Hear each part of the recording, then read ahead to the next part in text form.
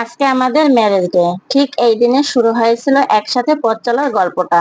বছর ঘুরে আবার এলো সেই প্রিয় দিন, তাই ভাবলাম কিচেনে একটু বেশি সময় কাটিয়ে একটু স্পেশাল কিছু রান্না করি। তো চলুন ভিডিওটা শুরু করা যাক। হ্যালো এভরিওয়ান, আসসালামু আলাইকুম। কেমন আছেন সবাই? আলহামদুলিল্লাহ, আমি অনেক বেশি ভালো আছি। প্রথমে আমি ডিমের কোরমা রান্না করার জন্য ডিমগুলো সিদ্ধ করে নিয়েছি।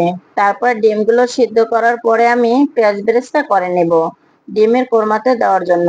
পেঁয়াজ বেরেস্তা হয়ে গেলে আমি ডিমগুলো হালকা আছে আমি ভেজে নিব। তো আমি সবার প্রথমে কোরমাটাই রান্না করে নিব। কেউ কখনো গরুর দুধ দিয়ে কোরমা রান্না করেছেন কিনা অবশ্যই আমাকে কমেন্ট করে জানাবেন। এটা কিন্তু খেতে অনেক স্বাদ হয়েছিল। আমি কখনোই রান্না করিনি, সবসময় গুঁড়ো দুধ দিয়ে রান্না করি। তো কোরমা রান্নার শেষে আমি এখন মাছটা ভেজে নিব। মাছটা ছিল পাঙ্গাস মাছ, আমাদের পুকুরের অনেক বড় বড় পাঙ্গাস মাছ। এটা খেতে কিন্তু খুব মজা। আমরা পাঙ্গাস মাছ কখনোই বাজার থেকে কিনে খাই না, আমাদের পুকুরে বড় বড় পাঙ্গাস হয়। এগুলো খেতে অনেক ভালো লাগে, মানে আমাদের পুকুরে চাষ করা হয় মাছের। তো আমরা পুকুর থেকেই খাই, মাছগুলো খেতে খুব সুস্বাদু হয়। তো আমি মশলাগুলো খুব ভালোভাবে কষিয়ে তারপরে আমি মাছগুলো দিয়ে দিলাম। মাছগুলো দেওয়ার পরে আমি পরিমাণ মতো ঝোল দিয়ে দিলাম।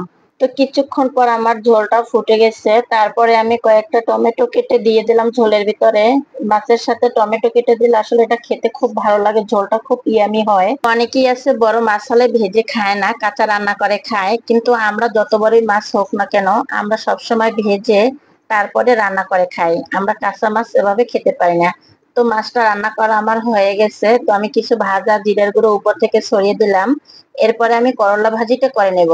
করলা ভাজিটা তো খুব ফেভারিট সবার, এটা তো করতেই হবে মাছ মাংস যাই রান্না করি। আর আমি মনে করি প্রচন্ড গরমে করলা ভাজি সবারই খাওয়া উচিত, এটা একটা ঔষধের মতো কাজ করে। তো আলহামদুলিল্লাহ আমরা সবাই এটা পছন্দ করি, আর প্রায় এটা আমরা রান্নায় রাখার চেষ্টা করি। তো এবার আমি সমস্ত বাটা মশলা খুব ভালোভাবে কষিয়ে তারপরে মাংসটা দিয়ে নেড়ে চেড়ে তারপর আমি ঢেকে দিলাম। আচ্ছা, আমরা মায়েরা আমরা তো রান্না করেই থাকি সবসময়, প্রতিদিনই আমাদের রান্না করতে হয়। স্পেশাল বলে আমার কোনো কিছু মনে হয় না। তো আমার মেয়েরই বেশি বায়না ছিল যে তোমাদের ম্যারেজ ডে অবশ্যই ভালো কিছু রান্না করবা, তোমাদের ম্যারেজ ডে এই জন্য ভালো কিছু আমি খেতে চাই। তো এই জন্য মেয়ের মন রক্ষার্থে একটু রান্না বান্না করলাম আর কি। তো আমার মাংসটা রান্না করাও শেষ। তো মাংসের উপরে আমি কিছু ভাজা জিরের গুঁড়ো ছড়িয়ে দিলাম। তারপরে আমি চলে গেলাম পোলাও রান্না করতে। আগে থেকে আমি পোলার চালটা ভালো করে ধুয়ে 10 মিনিট ভিজিয়ে রেখেছিলাম। পোলার চালটা আমি ভালোভাবে নেড়ে চেড়ে পরিমাণ মতো পানি দিয়ে ঢেকে দেবো। আর হ্যাঁ, অবশ্যই আপনারা পোলাও রান্না করার সময় লেবুর রস দিয়ে দেবেন। লেবুর রস দিলে দেখা যায় পোলাওটা খুব ঝরঝরে হয়। পানিটা যখন শুকিয়ে আসছে আমি উপর থেকে কিছু গাজর কুচি ছড়িয়ে দিলাম। গাজর কুচিটা ছড়িয়ে দেওয়ার ফলে কিন্তু অনেক সুন্দর লাগছে দেখতে।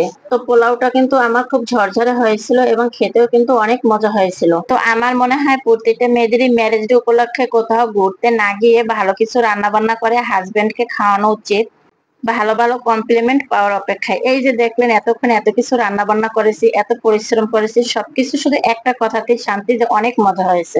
আজকের ভিডিওটা এ পর্যন্ত। সবাই ভালো থাকবেন, সুস্থ থাকবেন, আল্লাহ হাফেজ।